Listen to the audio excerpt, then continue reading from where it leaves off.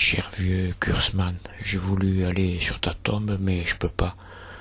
Tu as choisi l'incinération et la dispersion des cendres, et en plus sur les pentes du Mont Calme. Entre le vent et le ruissellement des eaux de pluie, ta poussière a dû atteindre l'étang de Soulsem, puis le ruisseau de Vic-de-Sceaux, l'Ariège, la Garonne, et te voilà sans doute à l'heure qu'il est, perdu dans l'immensité atlantique. Peut-être même avec les courants, tu as fait 2 ou 3 fois le tour de la Terre, ou peut-être 10 fois. Enfin, c'est pas toi, ce sont les atomes qui constituaient ta carcasse. Ton âme, elle ne s'est pas payée un si grand voyage. Elle est restée par ici, se partageant l'asile des esprits qui l'hébergent, encore, pour un temps. Tu te souviens quand on allait bouffer chez Victor, la soupe au pain trempé, les grands verres de rouge qu'on s'enfilait, en évoquant le Caravage, ou Soutine, ou notre bon vieux Van Gogh, ou ta préférée Niki de Saint-Phal, ou la mienne, Louise Bourgeois, et nos rêves d'un grand œuvre, tu t'en rappelles? C'était encore le temps où on pouvait imaginer que notre avenir était devant nous. On avait la foi. Un jour tu l'as perdue, la foi. Je parle pas de la foi en Dieu, de celle-là tu t'en branlais à en attraper une tendinite. Non, c'était la foi en ton travail, et l'espoir qu'un jour on le regarderait de notre œil. On le verrait vraiment, quoi. Et comme ce regard n'est pas venu, et que ça te suffisait de l'avoir attendu 30 ans, t'as fini par foutre le camp.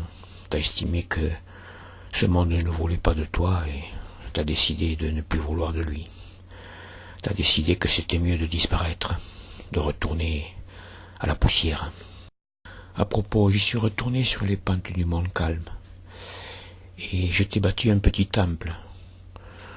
Je ne sais pas s'il est encore debout à cette heure, c'était le 25 septembre 2009, juste 2 ans après que tu aies accroché une corde avec un nœud coulant à la poutre de ton atelier.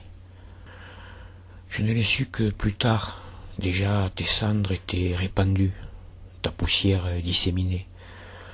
Laurence m'a invité à venir prendre ce que je voulais de tout ce que tu laissais.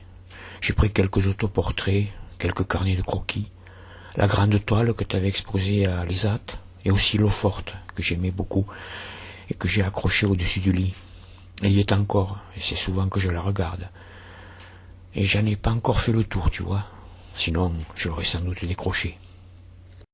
J'ai toujours la photo de notre virée à Port-la-Nouvelle, quand on était allé voir l'expo d'art contemporain avec Mireille et Geneviève. Quand je la revois, cette photo, je me dis que c'était le bon temps. Je me demande pourquoi le bon temps, c'est toujours avant et jamais maintenant.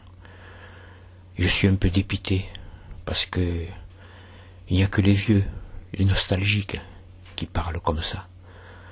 Toi, au moins, tu as su y échapper à ça. Tu as su partir avant. Et je suis pas loin de penser que tu as bien fait. Il y a encore quelque temps, quand je suis sorti de prison, je disais comme Nietzsche, tout ce qui ne me tue pas me rend plus fort. Mais il y a des choses qui tuent lentement, sournoisement. C'est des ressorts qui cassent les uns après les autres à l'intérieur. Ils ne se cassent pas tout seuls. On nous aide à les casser. Les braves gens, ceux dont parle Brassens, ceux qui n'aiment pas qu'on prenne une autre route qu'eux, et qui nous le font payer, d'une manière ou d'une autre.